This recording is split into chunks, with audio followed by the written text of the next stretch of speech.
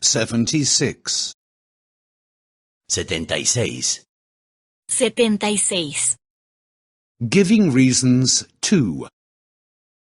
Dar explicaciones 2. Dar explicaciones 2. Why didn't you come? ¿Por qué no viniste? ¿Por qué no viniste? I was ill. Estaba enfermo. Estaba enfermo. Estaba enferma. I didn't come because I was ill. No fui porque estaba enfermo. No fui porque estaba enfermo. No fui porque estaba enferma. Why didn't she come? ¿Por qué no vino ella? ¿Por qué no vino ella? She was tired. Estaba cansada. Estaba cansada. She didn't come because she was tired. No vino porque estaba cansada.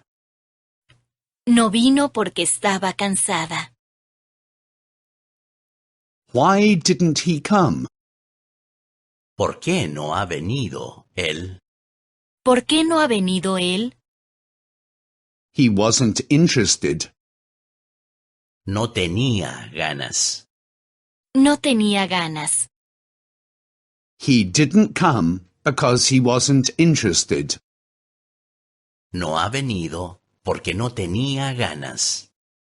No ha venido porque no tenía ganas. Why didn't you come? ¿Por qué no habéis venido vosotros? ¿Por qué no habéis venido vosotros? ¿Por qué no habéis venido vosotras?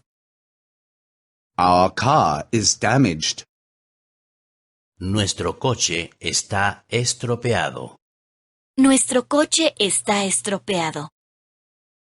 We didn't come because our car is damaged. No hemos venido porque nuestro coche está estropeado. No hemos venido porque nuestro coche está estropeado. Why didn't the people come? ¿Por qué no ha venido la gente? ¿Por qué no ha venido la gente? They missed the train.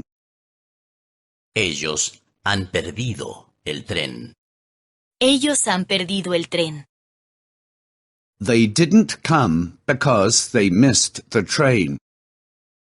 No han venido porque han perdido el tren. No han venido porque han perdido el tren. Why didn't you come? ¿Por qué no has venido? ¿Por qué no has venido? I was not allowed to. No pude. No pude. I didn't come because I was not allowed to. No he ido porque no pude. No he ido porque no pude.